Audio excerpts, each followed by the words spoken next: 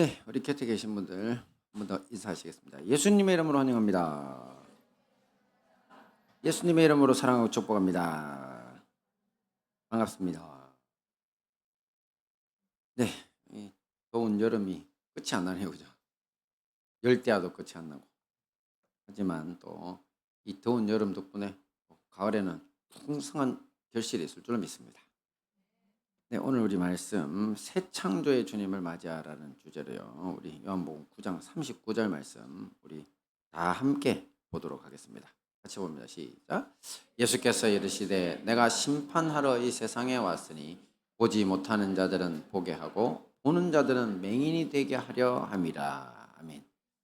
오늘은 지난주 우리 8에서 14장까지 요한복음 말씀 중에 9장 말씀을 통해 함께 은혜를 나누도록 하겠습니다. 먼저 간략한 스토리를 한번 보면요. 어느 날 예수님과 함께 길을 가던 제자들이 시각장애인으로 태어나 길에서 구걸하던 사람을 보고는 예수님께 질문합니다. 선생님, 저 사람이 맹인으로 태어난 것은 누구의 죄 때문입니까? 자기의 죄 때문입니까? 아니면 부모의 죄 때문입니까? 예수님은 이 사람이나 그 부모의 죄 때문이 아니라 그 사람에게서 하나님이 하시는 일을 드러내심이라고 대답하셨습니다. 그리고는 땅에 침을 뱉어 진흙을 이겨 그의 눈에 바르시고 이 실로암이라는 연못으로 가서 씻으라고 하십니다. 자, 이 말씀대로 실천한 맹인은 시력을 얻어서 돌아오게 됩니다. 그런데 문제가 생깁니다. 바리새인들이 이 맹인이었던 사람을 취조하며 괴롭히기 시작한 것입니다.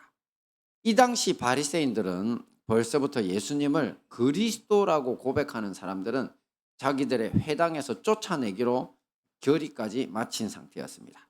그러니 예수님이 맹인을 고치자 이것이 하나님께로부터 온 역사일 리가 없다면서 치료받은 사람이 자기들에게 동조해 줄 것을 원했던 것입니다. 하지만 이 사람은 완강히 저항하게 됐고 결국 바리새인들에 의해서 회당에서 쫓겨나는 신세가 되고 말았습니다. 이후에 이 사람에게 예수님이 찾아오셔서 자기를 드러내시자 그는 예수님 앞에 믿음을 고백하고 엎드려 절하게 됩니다.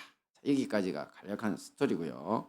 이제 본문 말씀을 가지고 장애인으로 태어난 것은 누구의 죄인가?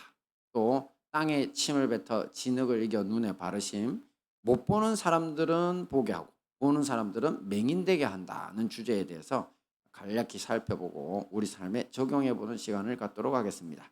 함께 봅니다. 시작. 장애인으로 태어난 것은 누구의 죄인가? 말씀 봅니다. 시작. 제자들이 물어 이르되 라삐여, 이 사람이 맹인으로 난 것이 누구의 죄로 인함이니까? 자기니까 그의 부모니까? 여러분들은 누구라고 생각하십니까? 자, 조금 전 스토리에서 보신 것처럼 오늘 이야기는 길을 가던 제자들이 맹인으로 태어나서 구걸로 살아가고 있는 사람을 보고 예수님께 질문한 것에서 시작됐습니다. 자, 저 사람이 맹인으로 태어난 것은 자기의 죄냐 아니면 부모의 죄냐? 자, 어떻게 생각하시냐고요, 여러분? 만약에 부모의 죄 때문이다라고 하면 부모가 지은 죄에 대한 인과응보로서 저런 장애인 아들을 얻었다 이렇게 이야기할 것이고, 또 만약 맹인으로 태어난 것이 자신의 죄 때문이다라고 한다면 이걸 뭡니까? 그 유명한 전생 이야기죠. 예. 전생의 업보 카르마라고 하는데 그것 때문이라고 할 것입니다. 자, 하지만 원래 구약 성경을 믿고 있던 2000년 전에 이제 유대교나 또 오늘날 신구약 성경 전체를 믿는 우리 기독교에서는요, 전생이나 업보에 관한 이야기가 아예 없습니다. 인정하지 않는다는 거죠. 그럼에도 불구하고 제자들이나 당시 사람들의 생각 속에는 전생의 업보로 저런 불행을 당하는 것이 아닐까라는 생각이 있었던 것 같습니다. 사실 전생이나 업보 사상은요, 불교나 힌두교 이런 것의 중심 교리 중에 하나입니다. 이들에 의하면요, 전생에 죄를 지으면 현생에 다시 태어나가지고 거지나 장애인이나 천한 신분 등으로 태어나게 된다는 거죠. 반대로 전생에 선을 행하고 또 덕을 많이 쌓으면 부자도 되고 귀한 신분 등으로 태어나게 됩니다. 뭐 여담이지만 이 귀한 신분 중에는요, 힌두교나 저쪽에서는 이제 불교도 마찬가지고 왕족, 귀족, 고위 관료 아니면 큰 사업을 하는 뭐 현대나 삼성의 사장이나 회장들 이런 사람들을 이제 그 저기 뭐야 그 예로 듭니다. 그리고 사실 저 같은 목회자, 스님, 신부 같은 종교 지도자를 또 특히 최고로 보더라고요. 그래서 제가 이제 불도가 상당히 높은 분들과 어릴 때부터 무술을 좋아하니까 그분들하고 운동할 일이 있었는데, 이제 제가 전도사로 있을 때나 목사로 이제 안수받은 이후에도 이제 제가 이제 목회자라는 사실을 알면 저 절에 다니는 분들은요, 배척하지 않아요. 엄청 잘해줘요. 왜? 전생에 덕을 많이 쌓아서 성직자가 됐다고. 저한테 잘해줍니다, 진짜로. 그러면서 저보고 이제 여기 뭐라더라, 이거 정수리 여기가 봉구 쏘은 것이 덕이 저기 뭐야 도가 깊으실 것 같다더라고요. 무슨 소리인지 잘 모르겠어요. 아마 여기가 아마 좀 솟은 사람들이, 스님들도 머리 깎으면 표가 많이 나나 보더라고요. 제가 여기가 좀 솟아 있답니다, 그분들 말씀. 네, 덕을 많이 쌓은 사람입니다. 네, 그분들 입장에서. 자, 요즘은 이 기독교가 약화돼서 그런지 유럽 사람들에게도, 유럽이 지금 기독교 엉망이라 했죠. 이 사탄마귀 숭배한다 했죠. 정신 나간 사람들 많아졌다 그랬죠. 그러다 보니까 이런 사상이 퍼지고 있어요. 그래서 힌두교, 불교의 전생 업보 사상이 유럽에도 상당히 많이 퍼져 있어요. 그래가지고 이제 그 잘 나가는 사람들 중에서도 이제 공개 석상에서 말 실수를 하는 경우가 있습니다. 옛날에도 한번 소개했는데요. 이 1999년도에 지금으로부터 한 20 몇 년이 흘러넘었죠. 잉글랜드 국가대표팀 축구팀을 이끌고 있던 이 글렌 호들 감독이라는 분이 바로 지금 화면에 나오는 분입니다. 이분이 당시 무슨 일로 그랬는지 모르겠는데 타임지와의 인터뷰에서 정확히 이렇게 말했습니다. 당신과 나는 선천적으로 두 팔과 두 다리 그리고 그럴듯한 두뇌가 주어졌다. 그러니까 자기는 신체 튼튼하고 머리 좋다 이 말이죠. 몇몇 사람들은 이런 것들 없이 태어났는데 이는 전생에 지은 과오 때문이다. 이렇게 이야기를 했습니다. 자, 선천적 장애가 자신들이 전생에 저지른 업보에 대한 현생에서의 인과응보적 결과라는 뜻입니다. 자, 이 말에 이 타임지니까 쫙 신문이 퍼졌죠. 그러니까 바로 장애인 단체, 심지어 당시 영국 수상이었던 토니 블레어까지 맹비난을 했고, 또 더 가디언 같은 잡지에서는요, 글렌 호들 감독의 발언을 가지고 아니 도대체 저 사람은 전생에 무슨 죄를 지었기에 저런 지성을 갖고 태어났는지 상상도 할 수 없다. 이런 걸 드립친다 그러죠. 이러면서 드립을 치고, 또 BBC 방송의 여론조사 결과 저런 이상한 생각을 하는 사람은 이제 국가대표 감독을 맡을 자격이 없다고 이제 90%의 사람들이, 영국 사람들이 조사 결과가 나오는 바람에 결국 하루아침에 불명예 퇴진을 하고 말았습니다. 자, 이런 것을 보면 누군가의 불행에 대한 이유를 설명하기 위해서 오래 생각하지 않아도 되는 가장 쉬운 접근법이 바로 뭐라는 겁니까? 전생이나 아니면 부모의 죄 같은 것에 그 원인을 찾는 사람들이 생각보다 많다는 것을 알 수 있습니다. 그렇다면 자식의 불행에 대해서 저것이 부모의 잘못이나 아니면 전생의 업보냐에 대한 예수님의 정확한 답변은 뭘까요? 함께 봅니다. 시작. 예수께서 대답하시되 이 사람이나 그 부모의 죄로 인한 것이 아니라 그에게서 하나님이 하시는 일을 나타내고자 하심이라. 아멘. 이거 알 것도 같고 모를 것도 같죠. 일단은 전생이나 부모의 죄 때문이다 아니다? 아니다. 그건 명확한데, 근데 하나님이 하시는 일을 나타내고자 하신다. 이게 좀 아리송송하잖아요. 그죠? 예수님은 이 선천적 장애가 분명히 전생업보 인공보 아니라고 하시죠. 자, 그러면 도대체 이게 무슨 뜻인가? 하나님이 하시는 일을 나타내고자 하심. 자, 현재 우리는 이 세상에서 혼란과 슬픔과 절망과 불행을 만날 때 있습니까? 없습니까? 있죠. 근데 너무 심할 때도 있잖아요. 그죠? 그리고 때론 이런 것들이 자기 자신이나 아니면 가족의 잘못으로 일어날 수도 있고, 아니면 뭐 묻지마 칼부림 같은 거 맞잖아요. 길에 서 있는데 와가지고 그냥 등에 쑤시고 그냥 목에 찌르고 도망가는 그런 정신 나간 살인자들 있잖아요. 그런 악인들에 의해서도 우리가 불행해질 수 있죠. 아니면 어떤 때는 하나님이 정말 허락하시는 불행도 있습니다. 우리 인생에. 자, 그런데 이런 모든 불행에 대해 가지고 예수님은 결국 사랑과 지혜와 공의의 하나님에게는요, 하나님의 뜻을 이루는데 하나님의 하시려는 일을 나타낸다는 게 뭐냐면 새로운 세상을 창조하는 새로운 재료가 된다는 겁니다. 인간의 불행이. 그래서 하나님이 허락하신 경우는 굉장히 적지만 다 우리들 잘못일 수도 있고 아니면 남의 잘못일 수도 있지만 이 땅에 불행이 넘치잖아요. 근데 이 모든 불행이라고 하는 재료가 바로 하나님의 새로운 세계를 창조하는 창조의 재료가 된다는 거죠. 자, 이게 도대체 무슨 소린가라는 생각을 하실 수 있는데요. 이 부분에 대해서 좀 더 깊은 이야기는 우리 마지막 주제에 대해서 한번 살펴보고 두 번째 주제로 먼저 넘어가 보겠습니다. 함께 봅니다. 시작. 땅에 침을 뱉어 진흙을 이겨 눈에 바르심. 말씀 봅니다. 시작. 이 말씀을 하시고 땅에 침을 뱉어 진흙을 이겨 그의 눈에 바르시고 이르시되 실로암 못에 가서 씻으라 하시니 이에 가서 씻고 밝은 눈으로 왔더라. 자, 도대체 말씀을 봤는데 아니, 예수님이 안 그래도 많은 분들이 제가 전도사 때부터 던든 질문이에요. 목사님, 예수님은 왜 하필 저렇게 비위생적이게 침을 뱉어가지고 그것도 진흙을 뭉쳐가지고 남의 눈에다가 발라서 치료를 해요? 이렇게. 여러분도 궁금하시잖아요, 그죠? 사실 이렇게 사복음서 전체를 보시면 예수님은 이런 행동 잘 안 하십니다. 이 말씀만으로도 모든 병을 치료할 수 있는 분이라서 그래요. 그래서 이제 자기 종을 좀 치료해달라고 간청하는 백부장 사람을 보냈죠. 그는 그냥 한마디, 가라, 네 믿은 대로 될지어다 하니까 오지도 않은 그 종이 치료가 됐어요. 그리고 또 얼마 전에 보셨던 지붕 뚫고 주님께 기억나시죠?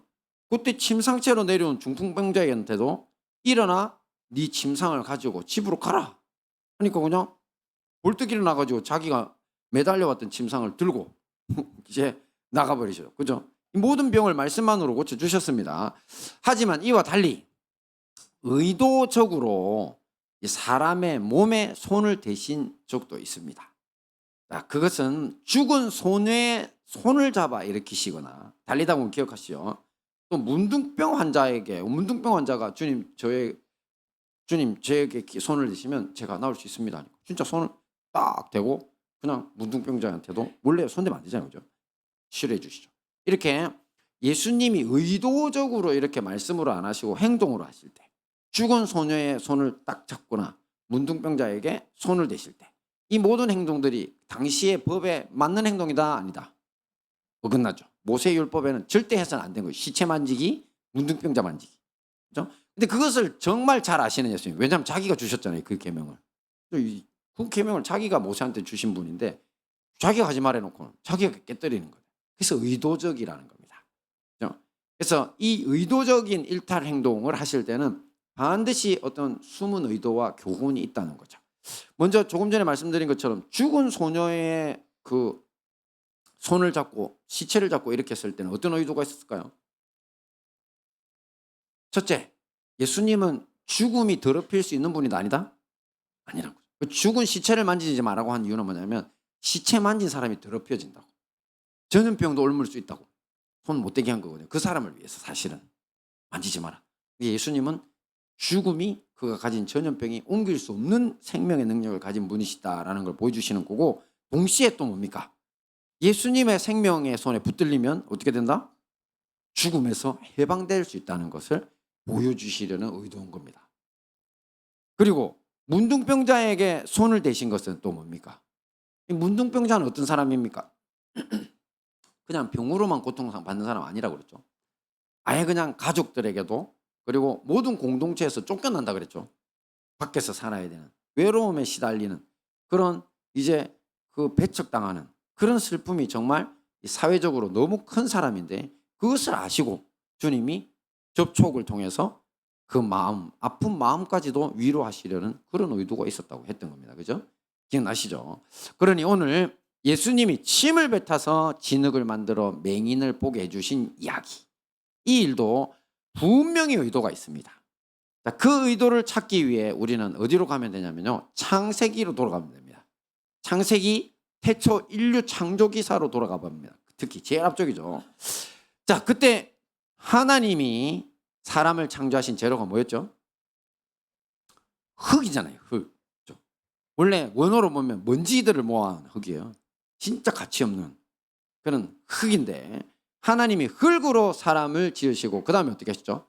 생기를 그 코에 불어넣어서 사람이 됐죠. 자, 오늘 본문 말씀에 그를 그대로 대응하게 되면 비슷한 게 있습니다. 뭐가 있습니까? 먼저 예수님도 창조의 재료인 흙을 사용하셨다는 거죠.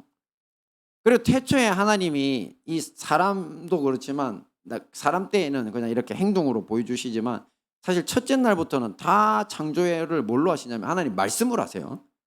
하나님이 가라사대 빛이 있어라 하시니 빛이 있었고, 그죠?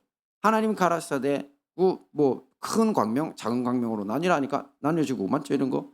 자, 그러니까 이런 것들이 다 하나님의 말씀으로 이루어지거든요. 자, 그 하나님의 입에서 나온 거죠. 근데 예수님의 침도 예수님의 입에서 나온 거죠. 진흙을 사용하고. 자, 그러니까 이게 겹치는 거죠. 자, 그런데 여기 특히 요한복음 9장 6, 7절 말씀을 보면 제가 헬라어 원어로 한번 보여드릴게요. 같이 읽어봅니다. 시작. 가서 씻고 밝은 눈으로 왔더라 이랬잖아요. 예수님이 눈에다가 이제 자기 입에서 나온 침과 진흙, 흙을 뭉쳐서 만든 진흙을 가지고 그 양쪽 눈에 발라주고 가서 실로암에 가서 씻으라 했고, 그때 씻고 돌아온 장면을 이렇게 표현한 거예요. 밝은 눈으로 왔더라 이렇게 돼 있죠. 그래서 여기 밝은 눈으로 왔더라라고 하는 성경의 원어를 보면 이게 블레폰이라고 읽어야 되거든요. 이 블레폰이라는 단어는 어떤 단어냐면 있던 눈이 더 밝아졌다는 뜻이 아닙니다. 그러니까 시력을 갖고 있었는데 잃어버린 눈이 밝아졌다는 뜻이 아닙니다. 블레폰은요, 볼 수 있는 능력을 말하는 단어입니다. 볼 수 있는 능력. 즉 원어 성경으로는 밝은 눈이라고 이제 우리 개역 성경에서 번역한 부분이요. 눈은 있지만 시력이 약하거나 시력이 없는 것을 이제 회복시켜 준 의미가 아니라는 겁니다. 아예 처음부터 구조적으로 볼 수 없는 사람에게 볼 수 있는 능력을 줬다 이렇게 번역을 봐야 됩니다. 자, 이런 경우가 어떤 경우냐면 바로 선천적 맹인들 중에서 무안구증이라고 불리는 경우입니다. 처음부터 아예 눈알이 있다 없다? 뱃속에서부터 없었고요. 저렇게 태어나는 아이들이 있어요. 자, 이런 경우라면 눈을 새로 만들어주지 않고는 볼 수 있습니까 없습니까? 없죠. 그죠? 만약 본문의 맹인이 이 무안구증으로 태어난 사람이라면, 그죠? 바로 없는 눈을 만들어줘야 된다는 거죠. 근데 예수님이 지금 자신의 침으로 흙을 이겨서 진흙으로 만들어서 그 눈에다가 발랐잖아요. 그죠? 그래가지고 눈알을 만들어줬다는 거예요. 눈알을. 자, 그러면 예수님의 정체가 도대체 뭐라는 겁니까? 없던 눈알 만들어주시는 분. 그렇죠. 바로 예수님이 창조주 하나님이라는 거예요. 창조주입니다. 예수님이야말로 성부, 성자, 성령 삼위일체의 창조주 하나님 중에 성자 하나님이시라는 사실입니다. 할렐루야. 그래서 이것을 직접 보여주실 겁니다. 그래서 그냥 남들이 생각할 때 비위생적이게 침 뱉어가지고 진흙 만든 게 아니라 원래 자기가 옛날에 하셨던 것을 사람들에게 퍼포먼스로 보여주신 겁니다. 이런 기적은 아무나 하실 수가 절대 없는 거죠. 자, 이제 마지막 주제를 봅니다. 같이 봅니다. 시작. 못 보는 자들은 보게 하고 보는 자들은 못 보게. 말씀 볼까요? 시작. 예수께서 이르시되 내가 심판하러 이 세상에 왔으니 보지 못하는 자들은 보게 하고 보는 자들은 맹인이 되게 하려 함이라. 예. 자, 이게 무슨 말이냐면 이 이야기 속에서 예수님이 하신 이야기 중에 하나인데, 자, 사실 사도 요한이 이 요한복음을 시작하는 1장에서 뭐라고 했냐면 예수님이 바로 생명의 빛이라고 소개했었거든요. 근데 사람들이 그 빛에 나오기를 싫어한다. 어둠에 있는 사람들이. 근데 예수님 본인도 자신에 대해서 요한복음 9장에서 이렇게 자신을 소개하는 겁니다. 같이 보면 시작. 내가 세상에 있는 동안에는 세상의 빛이로라. 그렇습니다. 예수님은 빛이십니다. 앞에서 보신 것처럼 예수님은 맹인으로 태어난 사람에게, 아예 눈알 없이 태어난 사람에게 눈을 만들어 주시는 것, 이런 게 이제 빛을 보게 했다는 거죠. 빛의 사역이라고 하는 겁니다. 새 창조의 사역을 보여주셨죠. 그런데 이 사람이 예수님이 시키신 대로 실로암 연못에 가서 눈을 씻고 보게 돼 돌아왔을 때 이웃 사람들의 반응이 이렇습니다. 같이 봅니다. 시작. 이는 앉아서 구걸하던 자가 아니냐. 어떤 사람은 그 사람이라며 어떤 사람은 아니라 그와 비슷하다 하거늘 자기 말은 내가 그라 하니. 예. 예수님을 통한 이 새 창조의 역사는요, 새 사람을 만든다는 것을 알 수 있습니다. 그러다 보니까 예전에 그를 알던 사람들이 알아보기가 힘들 정도까지 변화된 것입니다. 여러분, 눈이 없던 사람이 눈 생기면 그거 알아볼까요? 그렇죠? 우리 보통 보면은 그 사진이나 이런 것들을 이제 기자들이 신문에 올릴 때 옆에 있는 사람들 신분 노출 안 하려고 주로 이거 많이 하잖아요. 맞죠? 그 제가 신기한 게 눈만 이렇게 가려도 저게 사람이 누군지 잘 못 알아보네. 그렇게 되더라고요. 그죠? 근데 이게 무안구적인 사람이 눈이 동그랗게 뜨고 나타나면 이 사람 진짜, 그러니까 원래 시력이 있다가 없어진 사람은 바로 알아보기 쉽겠죠. 그죠? 못 알아보는 겁니다. 사람들이. 그래서 자기들끼리 싸우는 거예요.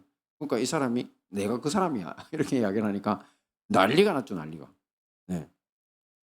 그러니까 아예 새 사람이 된 겁니다. 새 사람. 예수님의 새 창조는요, 새 사람을 만든다는 것을 이 사실을 보면 알 수 있습니다. 자, 그리고 이 맹인으로 구걸하던 이 사람의 이야기는 그럼 앞으로 어떻게 됐을까요? 난리가 났겠죠. 이 유대인들 주변 사람들한테. 그죠? 그래서 막 소문이 막 퍼졌죠. 예수님이 아예 보지도 못하는 사람을 눈알을 만들어줘서 보게 했대.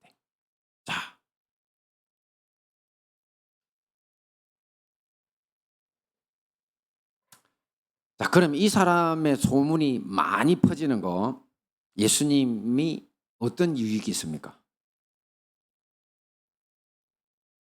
앞으로 예수님을 볼 때 어떻게 바라는 겁니까? 그렇죠. 바로 창조주 하나님이 돌아오신 겁니다. 그렇게 보라는 거죠. 근데 그 창조주 하나님이 돌아오신 증거로가 누구다? 그 맹인이었던 사람인 거죠. 앞에서 장애인으로 태어난 것이 누구의 죄냐는 주제를 우리가 다룰 때 우리가 이렇게 하겠죠. 이 세상에서는 혼란과 슬픔과 절망과 불행을 당할 때가 많다. 하지만 이 모든 것들이 이 사랑과 지혜와 공의의 하나님께는 새로운 세계를 창조하는 재료가 된다라고 말씀드렸죠. 바로 이 사람에게서 일어난 일을 이렇게 해석해야 된다는 겁니다. 이 사람은 더 이상 과거에 구걸이 하거나 하던 그런 맹인이 아닙니다. 어떤 존재가 됐냐면 세상 모든 사람들에게 예수님이 바로 하나님이 보내신 그리스도시고 새 창조의 주님이라는 사실을 그때부터 2000년을 넘어 지금까지도 전하는 그런 빛된 사람이 된 것입니다. 말하자면 이 사람 역시 지성소로 가는 길을 밝혀주던 이 성전의 1급 등잔 아시죠? 메노나. 이 메노나가 성물이잖아요. 아무나 만질 수도 없는 건데, 제사장들 같은 그 거룩한 신분 외에는. 그런데 그런 빛된 존재가 됐다는 겁니다. 예수님의 새 창조 이야기는 바로 이런 것, 어두운 인생이 빛의 사명자로 바뀌는 새 창조의 이야기인 것입니다. 할렐루야. 그런데 오늘 이야기 속에는 이런 새 창조와 반대 방향에 서 있는 사람들이 있다는 것을 또 알 수 있습니다. 누구들일까요? 바리새인들입니다.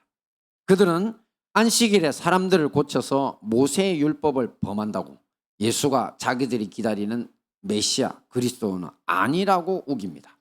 그리고는 그 맹인이었던 사람을 괴롭히고 또 괴롭히다가 치료받은 사람이 끝까지 예수님을 하나님이 보내신 분이 맞다고 주장하니까 아예 그를 회당에서 쫓아내버립니다. 당시 회당에서 쫓아낸다는 건 우리 교회에 있는데 밖에 나가 이게 아닙니다. 그 사람들은요, 사회 자체가 회당을 중심으로 구성되어 있어요. 그래서 회당에 못 들어오게 하면요, 그 사람은 사회적 매장입니다. 물건도 거래할 수 없고 땅도 소유할 수 없고 그 동네에 못 삽니다. 쫓겨나는 거, 사회적으로 그냥 살해당하는 거나 똑같은데 그런 짓을 한 겁니다. 참 악한 사람들이죠. 아무 죄도 없는 사람에게 이런 짓을 사형 선고나 다름없는 짓을 함부로 하는 게 바로 그 당시 바리새인들이었던 겁니다. 말씀 함께 봅니다. 시작. 빛이 어둠에 비치되 어둠이 깨닫지 못하더라. 그렇습니다. 이런 짓을 하던 바리새인들이 어디에 속할까요? 빛입니까? 어둠입니까? 어둠이었던 것입니다. 예수님이 어떤 진리의 말씀을 전해도 또 어떤 기적을 보여주셔도 그들은 귀를 닫고 눈을 닫아서 듣지도 보지도 않으려고 했던 것입니다. 그래서 예수님이 이런 바리새인들에 대해서 말씀하십니다. 함께 봅니다. 시작. 내가 심판하러 이 세상에 왔으니 보지 못하는 자들은 보게 하고 보는 자들은 맹인이 되게 하려 함이라. 자, 이 말씀을 곁에서 듣고 있던 바리새인들이 자기들한테 하는 이야기인가 이게 헷갈리네. 이러다가 어떤 사람이 바리새인 몇 명이 갑자기 입으로 중얼거립니다. 이렇게 중얼거립니다. 같이 보면 시작. 우리도 맹인인가. 눈치 빠르는 거죠. 예수님은 이제 이 말씀을 들으시고 이렇게 대답해 주십니다. 같이 봅니다. 시작. 너희가 맹인이 되었더라면 죄가 없으려니와 본다고 하니 너희 죄가 그대로 있느니라. 이 말씀과 함께 요한복음 9장이 딱 마칩니다. 그 이야기가 끝입니다. 자, 그러니 예수님이 지금 바리새인들 보고 하시는 이야기가 뭐냐면, 야, 너희가 차라리 육적으로 맹인으로 태어났다면 오히려 더 나았을 거다. 멀쩡한 육신의 눈을 가지고 있는 바람에 영적인 맹인이 되어가지고 죄악을 선택하고 하나님 적대하고 어둠 속에 살아가니 장차 하나님의 심판을 너희들은 절대 면할 수 없을 것이라는 것입니다. 이런 걸 뭐라고 하는 줄 아십니까? 이런 걸 바로 뒤집기, 역전이라고 하는 겁니다. 사실 앞에서 이야기가 시작됐던 요한복음 9장 1절과 완전히 뒤집힌 결론이라서 그렇습니다. 왜? 앞에서는 어떤 누구에 대한 이야기로 시작했는데요. 이 선천적 장애인의 불행한 삶이 주제였잖아요. 어쩌나요? 눈알도 없어. 거지야. 근데 이 사람에게서 일어난 일을 이야기하기 시작하면서 오히려 이 사람은 어떻게 됩니까? 하나님의 빛된 자녀라고, 새 창도 됐다고. 그죠? 그리고 반대로 스스로를 모세의 제자라고 일컫던 지성과 이 사회적인 명망과 거기에다 권력까지 갖춘 이 바리새인들이 다름 아닌 어둠에 속한 사람들에 지나지 않는다는 사실을 9장 말미에서 보여주고 결론을 내버려요. 자, 그러니까 이게 뒤집기라는 겁니다. 뒤집혔어요. 어찌 보면 앞에서 전생과 업보의 예를 들면서 우리가 함께 봤던 그 영국의 글렌 호들 감독, 국가대표 감독 같은 경우도 마찬가지입니다. 자기가 지성도 있고 사회적 명망을 가졌다고 자부하는 사람들이 장애인들을 전생의 죄로 말미암아서 저런 불행한 삶을 사는다. 이런 것으로 여기는 모습이 뭐다? 영적인 맹인이라는 거죠. 자, 현대판 바리새인들이 바로 이런 모습이라고 할 것입니다. 자, 마지막으로 이 말씀을 우리 삶에 적용해 보겠습니다. 자, 우리가 본 주제 중에 못 보는 자들은 보게 하고 보는 자들은 맹인되게 한다. 자, 이 부분에 대해서 한번 자기의 삶에 적용을 해보죠. 여러분도 어떻게 살아왔습니까? 자신이나 또 주변 사람들에게 어떤 불행이나 실패가 닥쳤을 때 그때는 우리는 뭐 어떻게 합니까? 과거의 원인에 집중하죠. 예를 들어 가지고 우리 아이들이 입시 실패했다. 그럼 뭐라 그럽니까? 네가 공부를 안 해서 그래. 아니면 우리가 사업 받은 사람들이 사업에 실패했다. 왜 그렇습니까? 네가 게을러서 그래. 아니면 네가 멍청해서 잘못 투자해서 그런 거야. 뭐 이런 식 아니냐? 그렇죠? 그러니까 이런 걸 뭐라고 하느냐면 인과응보라고 하는 겁니다. 딱 우리의 모든 마음속에 이제 기준은 인과응보입니다. 네가 잘했어야지. 그렇죠? 그런데 이제 예수님 안에서는 이게 맞다, 틀렸다? 그 기준만으로 보시면 안 된다는 겁니다. 그리고 그것 때문에 이제 우리가 묶여 살아서는 더더욱 안 된다는 겁니다. 특히 내가 지금 병든 것이 내 잘못일 수 있죠. 뭐 운동도 열심히 하고 뭐 잘했어야지. 잠도 잘 자고 왜 그랬대? 그래가지고 왜 그리 쓰러져가지고 몸에 장애나 있고 그렇게 사냐고. 다 네 잘못 아니야? 맞잖아요. 그렇게 생각할 수 있죠. 학교도 떨어지고 사업도 실패하고 되는 게 없어. 진급도 안 되고 내 삶은 왜 이러냐? 왜 이런 남편 만나가 이렇게 고생하냐? 또 왜 이런 마누라 만나서 이렇게 고생하나? 맞잖아요. 다들 이게 바로 과거에 묶여 사는 현재의 삶을 가진 사람들의 특징입니다. 그런데 이제 예수님을 만난 사람들은 어떻게 살아야 된다는 겁니까? 더 이상 과거에 묶여 살 필요가 없게 됐다는 겁니다. 오직 우리 앞에 놓인 불행들을 새 창조의 주님이신 예수님 앞에 내려놓고 무릎 꿇고 엎드리기에 힘쓰기만 하면 됩니다. 나 자신은 그 어느 것 하나 제대로 만들 수도 없어요. 지금 망쳐놓은 결과를 내가 돌이킬 힘이 없어요. 맞죠? 그래서 자기 자신을 자책하거나 심지어 절망에 갇혀 있는 사람들도 많습니다. 하지만 오늘 말씀을 보신 것처럼 예수님은 이 모든 혼란과 슬픔과 절망과 불행을 재료로 사용하실 수 있는 분입니다. 그분이 우리한테 이런 혼란과 슬픔과 절망과 불행을 주신 게 아니에요. 우리가 가진 그 모든 것들을 재료로 사용해서 뭘 하신다고요? 새 창조의 새로운 피조물로 우리를 만들어줄 수 있는 분이라는 겁니다. 그러니 우리가 바로 과거와 상관없이 지금부터 예수님께 엎드리면 바로 존귀한 인생을 주님이 만들어 주실 것입니다. 이 모든 말씀으로 새 창조의 피조물로 복되고 존귀한 인생을 살아 승리하시는 우리 행복한 다니엘 교회와 형제교회 성도님들 되시기를 축원합니다. 아멘.